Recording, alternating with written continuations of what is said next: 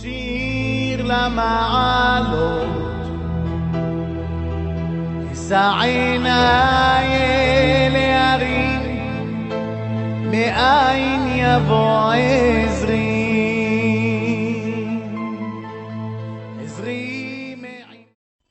Bishut Maral Barabotai avec la permission d'Hachem, je suis très content de vous faire un petit shiur de 22 minutes, Be'ezat Hachem, à la mémoire de tous les... Vous savez que on est en plein Corona, malheureusement, il y a beaucoup de morts ici en Israël, ça monte, les chiffres qui montent. Alors malheureusement, on dit que Tisha B'Av, c'est le jour qu'on pleure tous les problèmes qu'on a eus depuis la destruction de Beit HaMikdash. Alors, c'est le vrai Tisha B'Av que chacun de nous, il doit sentir. Comme Hachamim disent que lorsqu'il y a les tzadikim qui nous quittent, c'est comme la destruction de Beit HaMikdash. Il n'y a pas de différence entre la destruction de Beit HaMikdash et la mort des tzadikim. Pourquoi? Parce que les tzadikim, on les appelle des Beit Hashem, la maison d'Hachem. Hachem, il réside chez les tzadikim. Il réside dans leur cerveau, il réside dans leur cœur, il réside dans leur corps. C'est, mamash, les tzadikim, c'est quelque chose qu'on peut pas imaginer. Donc, la mort des tzadikim, la mort des gens pieux, la mort des gens qui ont la crainte d'Hachem, c'est comme la destruction de Beit HaMikdash. Donc, malheureusement, on est en train de vivre combien de destructions de Beit HaMikdash chaque jour, malheureusement, avec ce corona. Corona, c'est la couronne. La couronne, c'est Keter. Corona, c'est un message. Le message, il est clair. Vous savez, on dit, Admatay Osra Bashvi. Le lundi et le jeudi, dans la prière, on dit à Kadosh Baruch Hu, jusqu'à quand Kadosh Baruch Hu tu es en exil? Jusqu'à quand? Jusqu'à quand? C'est les gens sans importance, c'est eux qui prennent la gloire, alors que toi, Hachem, c'est toi le Boré Olam, la gloire, elle est pour toi, et tu vois tout le monde qui prenne ta place. Alors, Hachem, jusqu'à quand? Malheureusement, depuis que le Beit HaMikdash a été détruit, malheureusement, la gloire d'Hachem, elle est en exil. La Shekhinah, elle est en exil. Noam Israël, on est en exil. La Torah, elle est en exil. Tout est en exil. Donc, notre prière aujourd'hui, c'est que Hachem, quand je réunis tout ça, et il nous réunit tous en Eretz Israël, avec le Beit HaMikdash, avec sa présence, avec la Torah, et que Hachem, les choses s'arrangent 1000 fois mieux qu'avant. Mes amis, dans 24 heures, 48 heures demain soir, disons, c'est Tisha B'Av. Hachamim, ils disent que une génération que le Beit HaMikdash n'ait pas été construit, une génération que le Beit HaMikdash n'a pas été construit, comme s'il a été détruit. Vous vous rendez compte? Quelle question, quelle gravité, ça veut dire à notre époque, puisque le Beit HaMikdash n'a pas été, moi j'ai 70 ans, ça veut dire que pendant ces 70 ans de ma vie, que j'ai pas vu le Beit HaMikdash construit, donc c'est à cause de moi. Et chacun, il doit s'accuser lui-même. Vous vous rendez compte quelle accusation? Chacun, il doit s'accuser le fait que le Beit HaMikdash, parce que malheureusement on s'intéresse à l'argent, on s'intéresse à tout ce Olamazé, et on ne s'intéresse pas à Kadosh Baruch Hu. Parce que si vraiment on s'intéressait à Kadosh Baruch Hu, alors quand on aurait déjà construit le Beit HaMikdash, mais le fait que le Beit HaMikdash n'a pas été construit, ça fait 2000 ans que nous sommes en exil. Ça veut dire que quelque part, Kadosh Baruch Hu nous en veut. Il dit, c'est à cause de vous. Alors maintenant, nous, on dit à Kadosh Baruch Hu, Admatay, Hachem, jusqu'à quand tu es en exil, jusqu'à quand ta gloire, elle est en exil, ta Shekhinah, jusqu'à quand dans ta maison, elle est... Mais à Kadosh Baruch Hu, il va nous répondre, mais c'est pas de ma faute, c'est de votre faute. Est-ce qu'il y a un roi qui détruit sa maison? Ça n'existe pas, un roi qui détruit sa maison. Donc si ma maison elle est détruite, c'est à cause de vous. À vous de la construire. Et c'est ça ce que Hachamim disent, que lorsque si le Beit HaMikdash n'est pas construit, c'est comme s'il a été détruit. Vous savez, mes amis, il y a quelqu'un, ça fait 1 an, qui cherche pour déménager. Écoutez bien ce que je vous raconte. Ça fait 1 an qu'il cherche pour déménager. Et chaque fois, sa femme, elle vient me voir.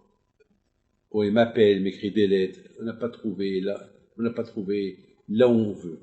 Ça veut dire, écoutez, elle cherche dans un lieu, elle n'a pas trouvé là où elle veut. Par exemple, moi, David Pinto, si j'ai fait ma alia en Israël, alors je ne vais pas habiter, par exemple, à Eilat. C'est pas pour moi, Eilat. Je dis pas, c'est pas bien pour tout le monde. Non, pour moi, je parle pour moi. C'est pas pour moi, Eilat. Est-ce que vous allez me dire, je vais habiter, je sais pas. Moi, je sais où je vais habiter. Ça veut dire, vous savez, si je dois chercher où habiter, il faut que je recherche là où je vais habiter. Je peux pas, par exemple, quelqu'un qui habite au Canada, ben, s'il est de Montréal, eh ben, il va habiter à Montréal, là où il y a la communauté juive. Il va pas habiter à, je sais pas moi, là où il n'y a pas de synagogue, là où il n'y a pas de mikvé, là où il n'y a pas d'école, il n'y a pas de cache-route. Non, c'est pas pour lui. Donc ça veut dire qu'il faut chercher un endroit où je vais trouver mon confort. Ah, mes amis,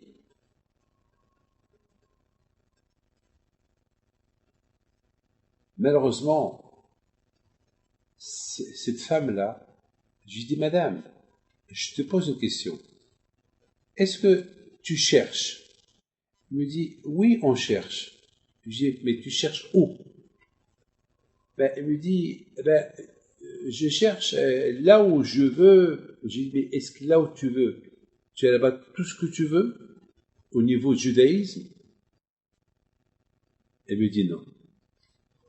Je dis, peut-être c'est Hachem qui t'a pas aidé pour trouver la maison là où tu cherches.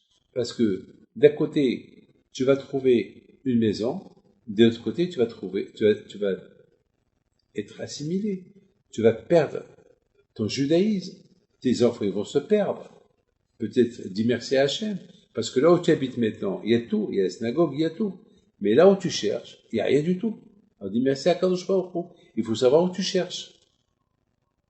Mes amis, là aussi, je dirais comme ça. Je dirais, est-ce que on veut le Beth Amikdash? Est-ce qu'on fait pour trouver le Beth Amikdash ou on pense qu'à nous?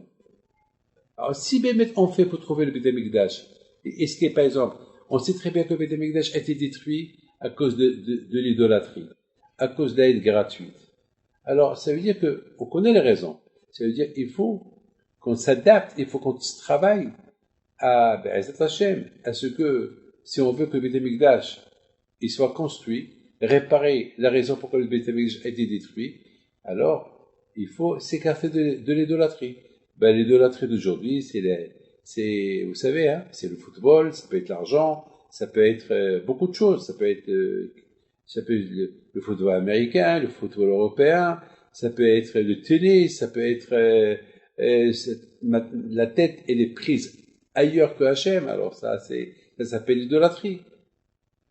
Et bien sûr la haine gratuite. C'est quoi la haine gratuite? La haine gratuite, c'est pas comme que nous on le comprend. La haine gratuite, ça veut dire qu'il faut aimer ton prochain. Si tu l'aimes pas, c'est que tu t'en fous de lui. Si tu t'en fous de lui, ça veut dire que tu le haïs.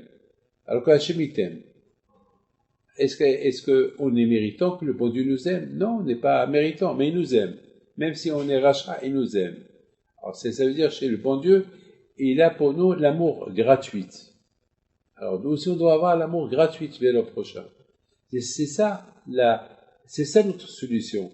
Et c'est ça la direction qu'on doit chercher. Mais si on ne cherche pas cette direction, alors ça veut dire qu'il y a un problème. On dit que si le Beth Amikdash n'a pas été construit, c'est parce que on ne cherche pas pour qu'il soit construit. Oui, on le dit. On pleure à Tisha B'Av, oui, on pleure, mais on ne fait pas assez. On cherche une autre direction. On pense plutôt à nous qu'à Hachem.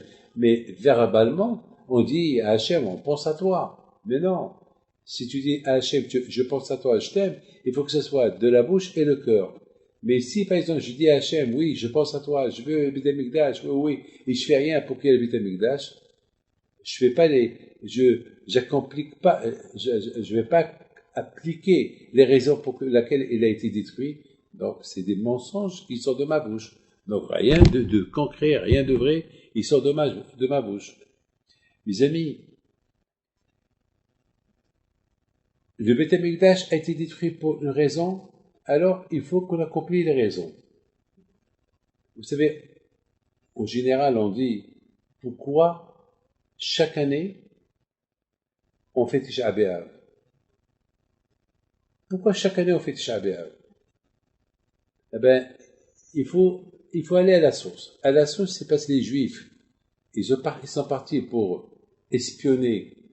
Moshe Rabbeinu, il a envoyé 12 personnes pour aller espionner, pour préparer la guerre contre pour conquérir la terre de Canaan de l'époque. Eux, ils sont partis, et lorsqu'ils sont retournés, ils ont commencé à la critiquer. Donc, ça veut dire que Hachem, il leur donne une terre, que voulez-vous? Habitez en Égypte. L'Égypte, elle n'est pas à vous. L'Égypte, elle appartient aux Égyptiens. Habitez où? Dans le désert. Dans le désert, il n'y a pas de confort. Il n'y a rien du tout. Il n'y a pas d'arbres. Il n'y a rien du tout. Quoi, vous voulez vivre avec des miracles? Alors, vous voulez partir où? Alors, eux, ils ont dit, on va retourner en Égypte, on reste dans le désert. Attends, mais vous êtes fous. Mais attends, les mêmes miracles qu'Hachem a fait avec vous en Égypte, et les mêmes miracles qu'Hachem a fait avec vous dans le désert, il va les faire avec vous là-bas, dans la terre de Canaan, il va vous la donner. Non, ils ont commencé à critiquer. Quand je leur ai dit, c'est une haine gratuite que vous avez contre la terre que je vous ai donnée. C'est une haine gratuite que vous avez contre moi, avec tout l'amour que je vous porte, avec tout ce que je fais pour vous. Vous me détestez comme ça. Alors là, vous avez pleuré pour rien. Là, et en plus, vous savez ce qu'ils ont dit? Vous savez ce qu'ils ont dit? Oh là là, oh là là, oh là là. Ils ont dit, ouais, là-bas les Canaanim, ils sont plus forts que le bon Dieu. Et vous savez ce qu'ils ont dit? Ils ont dit, vous savez, dites Narosh, on va construire un Avodah Zarah et on va retourner en Égypte. Et l'Avodah Zarah, elle va nous guider. C'est grave ça. Quand je leur ai dit, pour ces deux choses-là que vous avez dit, comme ça moi j'ai pensé. Je crois que vous allez me donner raison, sinon dites-moi que j'ai pas raison. Quand je leur ai dit, vous me détestez gratuitement, et vous voulez faire l'Avodah Zarah pour qu'il vous ramène en Égypte, alors, je vais vous punir. Vous n'allez pas partir en Égypte, vous allez rester dans le désert, et vous n'allez pas voir Israël. Et vous allez crever et mourir dans le désert. Et ce sera vos enfants qui vont entrer en Israël, et pas vous. C'est grave ça. Ouh là là, ouh là là, ouh là là. Ouh là là. Et il leur a dit en plus, et une fois que vous allez partir en Israël, vous allez avoir et le premier Beth Amikdash et le deuxième Beth Amikdash, et ils vont être détruits à Tisha B'Av, comme maintenant que vous êtes en train de pleurer pour rien. Maintenant, vous comprenez pourquoi le premier Beth Amikdash a été détruit à cause de l'idolâtrie, et le deuxième Beth Amikdash à cause de l'amour gratuit. Ça veut dire qu'Akadosh Baruch Hu, il nous a déjà averti que s'il y a l'Avodah Zarah, le Beth Amikdash va être détruit.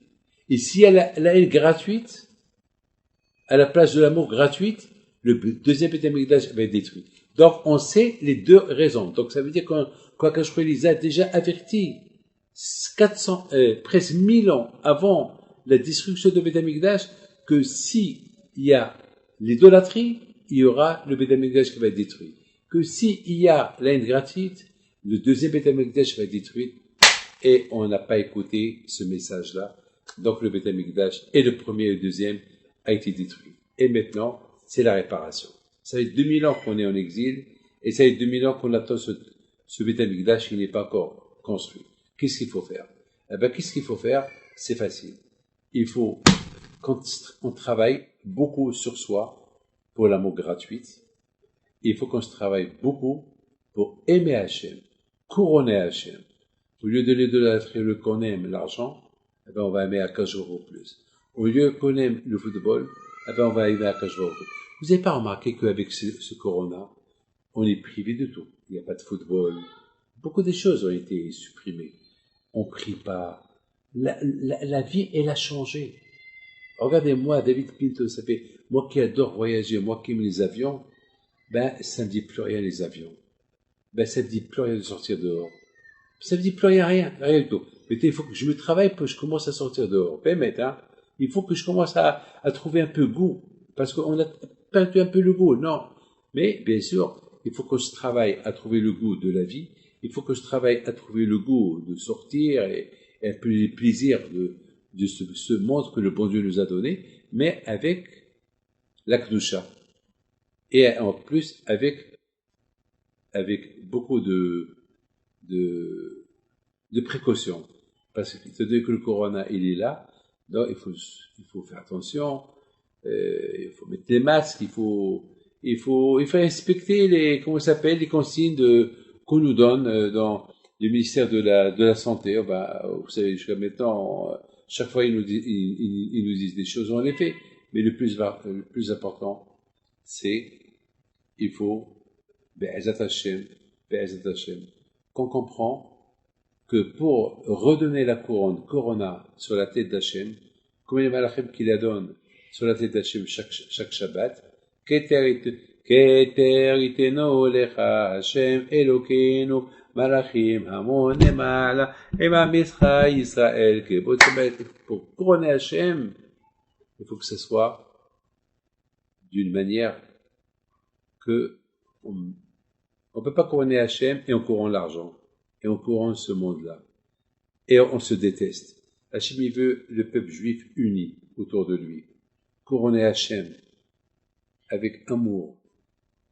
Le roi des rois qui s'appelle Hachem, il n'est pas content. Lorsque les gens, on sait très très bien que si on veut Béhémet couronner à Kadosh Baruch Hu, il y a un seul moyen. On ne peut pas couronner Hachem et couronner l'argent et enlever la couronne de notre ami. C'est impossible. On peut couronner Hachem rien que lorsque on couronne Hachem, notre amour primordial, ça soit Hachem. On a besoin d'argent. Sans argent, on ne peut pas vivre. Mais il faut que ça soit Hachem primordial. Je voudrais vous dire quelque chose. On est dans des temps de Tisha B'Av, les temps de Av. On vient d'expliquer c'est quoi la raison et quel bien il va s'en sortir de Tisha B'Av. Parce qu'il faut savoir une chose, que de chaque chose, qu'elle soit bonne ou mauvaise, il y a un limoud, il y a un enseignement à prendre. Mettons, le deuil du Tisha B'Av, quel est l'enseignement qui va sortir de là? Eh bien, l'enseignement qui va sortir de là est que un réveil. C'est quoi le réveil? Pourquoi le Beth Amikdash est détruit? À cause de ça, à cause de ça. Alors nous, on va essayer de réparer ça. Ben, vous voyez, d'un mal, il va sortir un bien. Il faut sentir combien on a envie d'être avec Hachem. Parce qu'Akash Baruch Hu, ça n'intéresse pas que simplement de venir à la prière, prier, et après partir rentrer chez toi. Non, Hachem, il veut qu'on vienne prier chez lui, à Jérusalem, au Beth Amikdash. Hachem, il veut que ce soit le Beth Amikdash en Eretz Israël, pas à gauche et à droite. La première question que Hachem nous pose après 120 ans dans notre monde, est-ce que vous avez sipita la Goula? Est-ce que tu as espéré la délivrance? Est-ce que tu as espéré le Beth Amikdash? Est-ce que tu as espéré un jour d'être en Israël? Qu'est-ce qu'on va répondre? Ah oui, j'ai fait Tisha B'Av. Mais après, Akash va te dire, oui, tu as fait Tisha B'Av, mais c'est parce que tu l'as fait par coutume. Tu l'as pas fait par amour. Tu n'as pas pleuré la destruction de Beth Amikdash. Tu n'as pas manifesté ta peine au Beth Amikdash. Tu n'as pas manifesté que tu as langui, Ga'agoim, tu as langui Hachem, tu as langui Eretz Israël, tu n'as rien montré, tu connais même pas Israël. Tu vas là-bas avec touriste, après tu prends l'avion, tu retournes chez toi. Tu n'as rien montré. Vous savez pourquoi, mes amis, on ne montre pas tout ça? C'est parce qu'on n'a pas compris qu'est-ce qu'on a perdu. Parce que si on avait compris qu'est-ce qu'on a perdu comme Beth Amikdash, tous les dégâts, vous savez, il faut savoir une chose. Toutes ces souffrances depuis 2000 ans jusqu'à maintenant, c'est les conséquences de Beth Amikdash qui détruit. La Shoah, et ça, jusqu'à maintenant on est menacé par le monde entier. Pourquoi tout cela? C'est parce qu'on n'a pas compris pourquoi le Beth Amikdash a été détruit. Si on aurait compris pourquoi le Beth Amikdash a été détruit, on aurait tout fait pour réparer et le Mashiach y vient. Et c'est la raison, on se dit, peut-être cette année on a compris. Peut-être cette année on a compris. Et chaque jour, on se marie, on parle.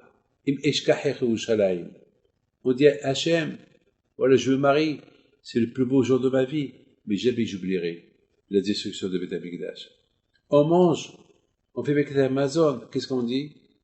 On dit, Hachem, j'ai pas oublié le Beth Amikdash. Vegam, Hoba Betra le Shachachnu, j'ai pas oublié. Ouais, d'accord. On mange, on fait avec Amazon, et après on se repose, allez, on bâcle le Beth Amikdash, on va dormir.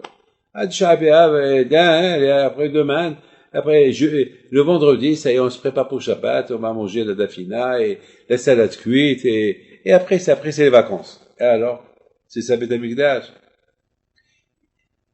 Une fois par an, c'est comme à Pessah. Écoutez bien, on a 2 jours dans la vie qui sont importants dans la vie juive. Pessah et Tisha B'Av. À Pessah, c'est le jour le plus joyeux du monde. Pessah. Tisha B'Av, c'est le jour le plus endeuillé de l'année. C'est Tisha B'Av. Tisha B'Av, c'est 2 jours. Et à Pessah, on dit, il faut se considérer comme si tu étais en Égypte, et tu as quitté l'Égypte, et maintenant tu es un homme libre. Très bien. Et à Tisha B'Av, on s'assoit par terre, on pleure, comme si on pleure sur papa qui est mort. On pleure comme si je venais de perdre maman. Et on s'assoit par terre, on pleure.